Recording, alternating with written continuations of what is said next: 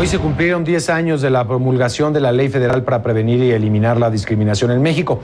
Una propuesta que surgió como resultado de la alternancia política en México. Tras la promulgación de esta ley se creó también el Consejo Nacional para Prevenir la Discriminación y su primer presidente fue el ya fallecido político mexicano Gilberto Rincón Gallardo.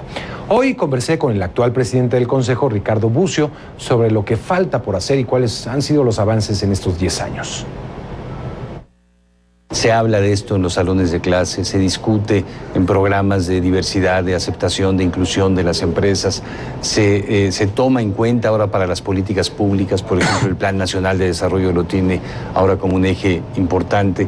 Es decir, es un tema que no existía en la discusión pública en los años 90, hablábamos apenas de derechos específicos de minorías, pero no de igualar todos los derechos a todos los grupos de personas, y que a partir de la discusión pública también ha podido ir incorporándose como un elemento positivo para la sociedad, de tal manera que podemos identificar más fácilmente en dónde hay un acto de discriminación. La sociedad cada vez más puede decir esto que pasa con una persona con discapacidad cuando no la dejan entrar a una escuela es un acto de discriminación, cuando despiden a una mujer por embarazo hay un acto de discriminación, cuando se solicita que haya una determinada edad sin ningún fundamento, ninguna situación razonable para conseguir un empleo, hay un acto de discriminación.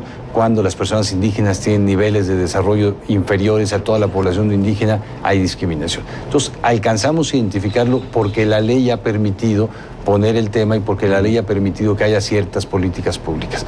Pero es muy complicado todavía porque nuestra sociedad ha ido asumiendo y ha ido normalizando muchos procesos discriminatorios. Y van surgiendo nuevos, es decir, por ejemplo, con la posibilidad de los matrimonios entre personas del mismo sexo surgen otras cuestiones, como por ejemplo su derecho o no al seguro social, pareja. Entonces son temas que... Son temas que se van renovando cuando la sociedad va cambiando.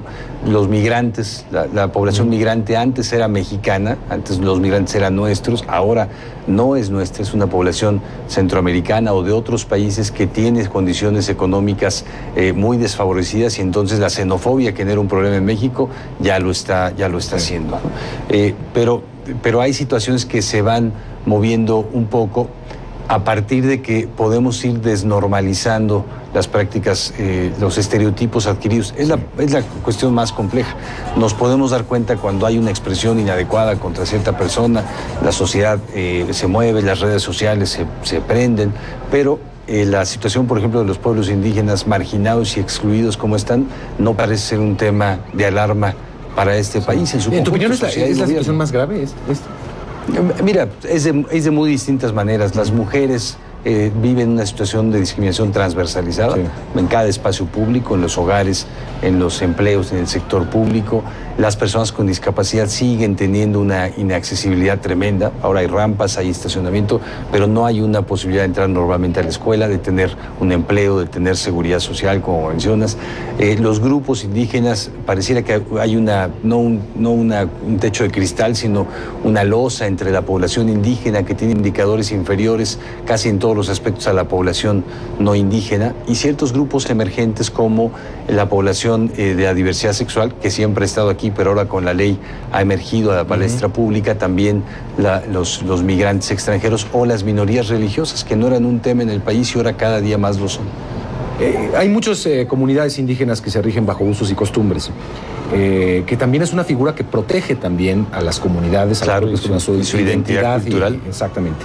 Sin embargo, hay muchas leyes de usos y costumbres que son altamente discriminatorias, como la participación política de la mujer, por ejemplo. Sí, claro. ¿Qué pasa ahí entonces? ¿Cómo hacer compaginar una ley federal como la promulgada hace 10 años con este tipo de legislaciones locales? Sí, mira, este es un buen ejemplo, muy buen ejemplo de cómo el país se enfrenta, por un lado, a un esquema de derechos que ha ido construyendo en los últimos años, un esquema de inclusión de los grupos de población que viven mayor vulnerabilidad, y la situación de los pequeños o grandes espacios de autoritarismo y sistemas de privilegios que tenemos establecidos.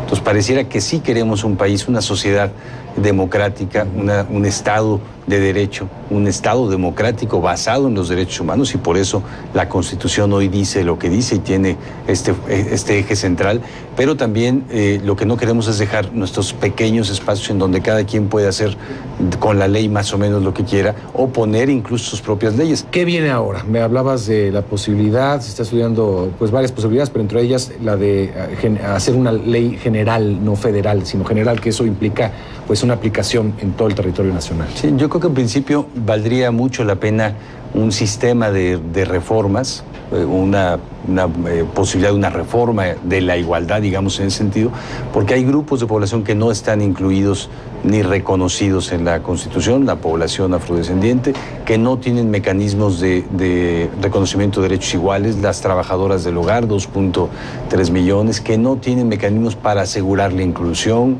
las personas con discapacidad, y también el tema de la ley general es porque la legislación federal es distinta de cada una de las 21 legislaciones estatales y evidentemente totalmente distinta de aquellas entidades federativas donde no hay ley contra la discriminación. Entonces, la persona hoy en día no está solamente condicionada por ser indígena, ser adulta mayor, tener discapacidad, hablar otra lengua o no, sino por el lugar del territorio en donde vive. Ahí hay un efecto discriminatorio de una ley que no protege de igual manera a todas las personas en el territorio nacional. ¿Ya hay voluntad como para sacar una ley general? Yo creo que sí, porque la reforma constitucional en materia de derechos humanos va en la línea de que el país vaya cambiando su marco legal y sus políticas en razón de que se puedan garantizar todos los derechos para todas las personas. Y es el eje central también de lo que expresa el presidente de la República cuando habla de una sociedad de derechos. Normalmente dice todos los derechos para todas las personas. Ricardo, muchas gracias. Muchas gracias. Felicidades por estos 10 años también. Muchas gracias. Yo espero que sea una felicitación para todo el país.